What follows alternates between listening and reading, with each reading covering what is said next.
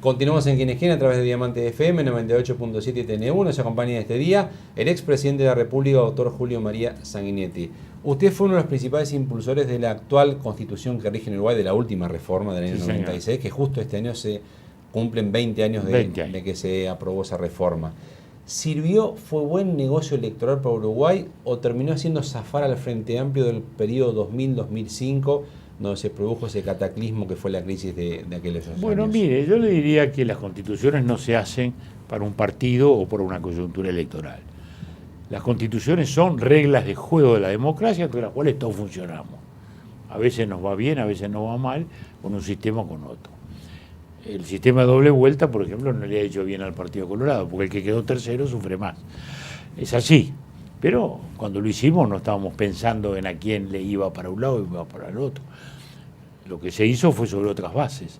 Y es que ya no era como antes, dos partidos claros, ¿no? Colorado acá, Blanco acá, y el Colorado votaba Juan, y si no votaba Juan, votaba Diego.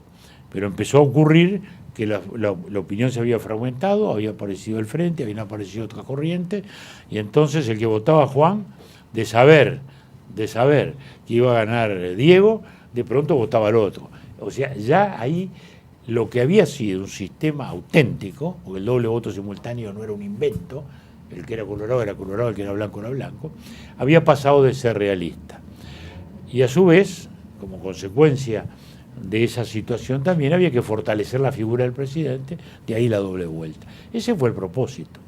Hoy se habla mucho de reforma constitucional, desde el ángulo del Frente. Yo no le veo ningún sentido, porque las reformas constitucionales se hacen para resolver algo, se hacen para poner el colegiado, como fue en el 1951, o para sacar el colegiado, como fue en el 66, en el 67. Pero hoy ni el sistema político está trabado, ni hay una razón institucional, ni hay un reclamo ciudadano, ¿no? Es una especie de construcción de distraerse de los verdaderos debates del país, que están en la educación, que están en la seguridad, que están en la inserción internacional de la República o de nuestra economía. No están en ese territorio, no se está respondiendo a una necesidad. ¿Quién reclama hoy una reforma? Se reclaman otras cosas, ¿no? El Frente Amplio dice que hay que ayornar situaciones como, por ejemplo, que el derecho de propiedad vale más que el derecho de la vida en la Constitución nuestra, y hay que acomodar ese tipo de desbalance que tiene la Constitución. Pero eso es un disparate, decir que el derecho de propiedad vale más que el derecho a la vida, ¿no? ¿De dónde surge eso de la Constitución? No surge en ningún lado, absolutamente. Son derechos todos coadyuvantes que constituyen el conjunto, la panoplia, digamos así, de derechos individuales que construyen un ciudadano demócrata que tiene acceso a determinados derechos y a determinadas garantías y protecciones. La libertad de expresión, bueno, esa es una de las garantías básicas. La vida, la libertad religiosa, que es tan importante también. En fin, entonces la propiedad también, porque los sistemas justamente que el Frente defiende o ampara, son los que han cambiado el sistema de propiedad y han llevado a la pérdida de capacidad de iniciativa de la gente y a la incapacidad económica, a la falta de entusiasmo. Fíjese que el régimen comunista más exitoso de la historia es el chino. Todos los demás se derrumbaron con la propiedad colectiva. Y hoy el chino, ¿por qué funciona? Porque se fue a un sistema capitalista, a un sistema de competencia, que es el que le ha permitido esta formidable expansión. Entonces, ¿qué es lo que se quiere cambiar el derecho de propiedad? Bueno, yo creo que es un derecho que hay que cuidarlo. Para usted no hay que ayornar la Constitución entonces, así como está bien. Yo creo que está bien. Eso de ayornar, ¿qué quiere decir? Ayornar sería si hay algo que quedó obsoleto y el derecho de propiedad está obsoleto. No. ¿La libertad de expresión está obsoleta? No. ¿Qué es lo que está obsoleto? ¿Qué es lo que hay que actualizar? Bueno, puede haber un detalle que se mejore en esto o lo otro, pero nada que requiera una reforma de la Constitución. Porque la mayoría de las cosas que se pueden proponer y hablar se resuelven por leyes. Las leyes están para eso, para interpretar principios generales de la Constitución. Pero cada cosa que no nos gusta cambiamos la Constitución. A mí no me parece. ¿Qué siente usted cuando en plena democracia se revelan hace poco, y ya hay investigaciones tanto en el Parlamento como a nivel judicial, que hubo espionaje militar a dirigentes connotados en nuestra sociedad, entre ellos usted, o sea que hubo inteligencia militar, espionaje militar de personajes políticos y actores sociales en nuestro país.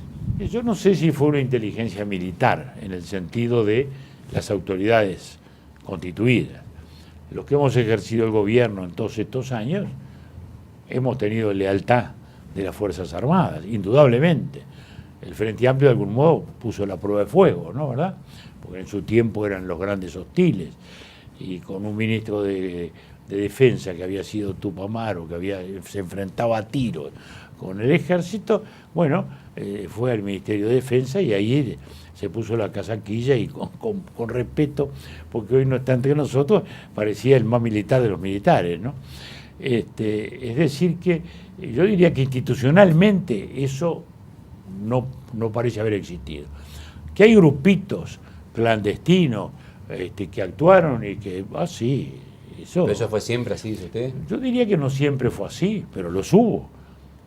Fíjese que después de la primera presidencia a mí me ponen una bomba en el estudio, que voló medio estudio, y ¿quién fue? Bueno, todos militares también. Todos suponíamos que era un grupo o militar o afín a un sector militar que hacía de mí un objetivo por haber conducido el país a la transición institucional, o sea, los grupos que eran contrarios a la salida. Entonces yo era el enemigo, porque conduje a las Fuerzas Armadas adentro del sistema, ¿no? Entonces, esos grupúsculos existieron. Bueno, el tema es descubrirlos y probarlos, ¿no? Entonces, esas cosas... ¿Es parte de la regla de juego que esto existe o es para preocuparse? No es regla de juego, obviamente. Y creo que hoy no veo ningún grupo así de ese tipo operando. No lo sé. Pero yo no sé. ¿Usted se comunica tranquilo, se mueve tranquilo, siente que nadie lo está espiando ilegalmente? Nunca lo hice. siempre sentí que lo que hacía o lo que decía o lo que podía estar al aire libre, porque cuando uno no tiene nada que ocultar ni está en ninguna acción. ¿Está tranquilo por eso o está tranquilo porque no ocurre esto en Uruguay? Tranquilo por la propia conducta. Yo no creo que hoy existiera, ahora yo no sé que de pronto hay alguien como este militar que ha aparecido, bueno, que también se llevó archivos o que generó otras cosas, no lo sabemos, veremos qué es lo que dice la investigación, si algo se descubre, ¿no? Lo quiero llevar a la interna de su partido. El 15 de abril de este año, el doctor Valle, fallecido, en un evento que usted también estaba en la Casa del Partido Colorado, dijo que o el Partido Colorado propone una reforma al estilo Valle y Ordóñez de toda la organización de la sociedad, o mejor cierra. ¿Comparte este argumento que manejó el expresidente Valle en ese momento? Jorge sabemos que era un constructor de frases y un titulador de diario, digamos, ¿no? Porque se largaba la frase con esa intención inteligente, pícara muchas veces, ¿no? El Partido Colorado tiene causas históricas. La democracia, por eso no estamos enfrentados a quienes no la creen. Cuando hablábamos de lo ideológico, nosotros somos partidarios de un Estado reformado, no de un estadio mínimo como a veces se sostiene de ciertos sectores del Partido Blanco, tampoco como lo que ha hecho el Frente o como los que quieren reformar la propiedad, que usted me menciona, ¿no, verdad? El Partido de la República Laica quiere la tolerancia religiosa, quiere la laicidad, no quiere un Estado embanderado con una religión o con la otra, ¿no, verdad? El Partido Colorado significa una apertura hacia el mundo, significa garantía de las inversiones, mirada hacia el futuro. ¿Qué muestra hoy el gobierno como grandes inversiones y como el único cambio de estructura que sigue ocurriendo? La forestación. Fue una ley y un programa y un proyecto que empezó en la primera presidencia nuestra, y de la cual el Frente estaba en contra, ¿no? Porque cuando empezaron a venir las inversiones finlandesas estaban en contra. Y bueno, y cuando llegaron al gobierno, el doctor Vázquez, bueno, yo creo que fue un acto de inteligencia, cambió ese error. Pero por eso le estoy diciendo que el Partido Colorado representa todas esas cosas, no representa esa visión de lucha de clases de que tiene el PCNT. ¿Usted dice que no hay riesgo de existencia del Partido Colorado? ¿De que cierre, como decía el doctor Valle? Bueno, puede cerrar todo, puede cerrar el Frente también, y mañana se pudieran pelear todos, son hipótesis. Usted no ve riesgo si se de cayó, existencia si se del cayó Partido el Imperio Romano, nos podemos caer todos, ¿no? O sea, al Partido Colorado le puede pasar también. No creo, no creo, por favor, no hagamos juego de palabras. Lo que quiero decir es que nada es eterno, pero el Partido Colorado sigue teniendo causas muy importantes, y le digo más, si el Partido Colorado no se logra fortalecer, probablemente gane el frente de nuevo, lo cual creo que no es lo que está queriendo la oposición. Para fortalecerse y que no gane el frente, ¿necesita cambiar su oferta de candidatos? Lo que se precisa es quizás cambiar su oferta o su presentación pública, sus signos de renovación justamente. Hoy tiene dos sectores, un sector que organizó Pedro Bordaberry. En estos 2 años él se ha concentrado en el Parlamento, donde es un brillantísimo legislador, de una gran eficacia y capacidad, y arrojo, diría yo, pero no ha hecho trabajo político. Bueno, yo espero que este año haga trabajo político y revertebre ese grupo que se constituyó en torno a él y que le aportó al partido. Luego están, por otro lado, muchos sectores del vallismo, que ahora, el día pasado, se hicieron una proclama, que yo también firmé, tratando de coordinar ese espacio y decir, bueno, señores, si pensamos más o menos lo mismo, más allá de que cada uno tenga su agrupación y sus amigos, coordinemos las acciones y terminemos con un candidato que pueda representar una renovación, que pueda representar un pensamiento fresco y sobre todo que pueda significar una alternativa electoral, ¿no? Porque alguien puede ser muy capacitado pero no tener ese tirón popular, como dicen los españoles. Así que veremos. ¿Tienen un Sanguinetti y tienen un Valle hoy para ofrecer? Bueno, yo no me quiero comparar con nadie ni me puedo comparar con nadie. Ganó 2 veces. Bueno, sí. Eso es verdad, por suerte. ¿Pero hay alguien así? ¿Usted ve a alguien así? Bueno, esperemos que aparezca. Hoy no hay. Esperemos que aparezca. No, yo no digo que no haya. No hay hoy en la postulación electoral precisa y específica. El partido tiene elenco dirigentes extraordinarios, lo mismo que firman esa proclama, donde hay figuras... ¿Ustedes no piensan en alguien de afuera del Partido Colorado para que sea candidato? Tiene que surgir de los que están hoy ahí. De los que están ahí o de otros que siendo colorados y vallistas no están ahí, porque no están en la actividad proselitista. Podrá serlo, podrá no serlo, ¿no? ¿Bordaberry sería un buen candidato para la que viene nuevamente? Bordaberry sí, se lanza de nuevo a la militancia y reconstruye, digamos, esa presencia, puede volver a hacerlo, ¿cómo no? Porque además, después de tantos años, yo diría que el prejuicio de que es hijo del padre que estuvo en la dictadura, debiera algún día ser prescrito, digamos, porque hasta los enojos prescriben. ¿Usted dice que hay gente que le pesa todavía eso para votarlo a él? Y sin duda que le ha pesado, porque todos dicen es de derecha. ¿Y por qué es de derecha? ¿Quién dijo que es de derecha? Yo lo oigo hablar y no lo veo de derecha.